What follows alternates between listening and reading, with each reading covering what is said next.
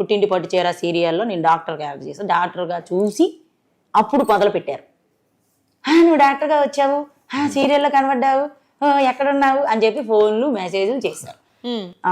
అప్పుడు నేను వీళ్ళకి అంటే ఇక్కడ మనం ఏమైపోయినా పర్లేదు, నిజంగా మనం తప్పు చేసినా పర్లేదు, కానీ బయటికి ప్రొఫెషనల్ మంచిగా కనిపిస్తే ఓకే అనుకున్నాను. తర్వాత షార్ట్ ఫిల్మ్స్ బ్యాన్ అయినాయి. తర్వాత చిన్న చిన్నగా సీరియల్స్, మూవీస్ ఏవేవో చేసుకుంటా వెళ్ళిపోతాం. ఓకే, ఇప్పుడు హ్యాపీ. ఓకే. మీ marriage love marriage, arrange marriage? మాది arranged marriage. Arrange marriage. So పిల్లలు?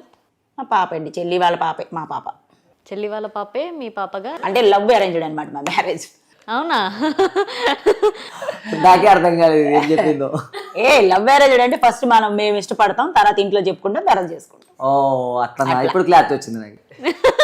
క్లారిటీ వచ్చిందా ఇప్పుడు? నాకు వచ్చేసింది, ఫస్టే క్లారిటీ వచ్చింది. ఓకే. అంటే ఎన్ని ఇయర్స్ లవ్ ఉండే మీది? అప్పుడెప్పుడో చిన్నోళ్ళం. ఓకే, ఎన్ని ఇయర్స్ అట్లా ఏమి ఉండదులేండి, రిలేటివ్సే చేసుకున్నాము, కానీ ఏదో అట్లా అయిపోయింది. పెళ్ళి అయిపోయింది. ఇప్పుడు అంటే ఇష్టంతో లేరా? ఇష్టంతో ఉన్నాము అంటే ఎప్పుడో జరిగిపోయినాయి కాబట్టి గుర్తులు ఉండవు.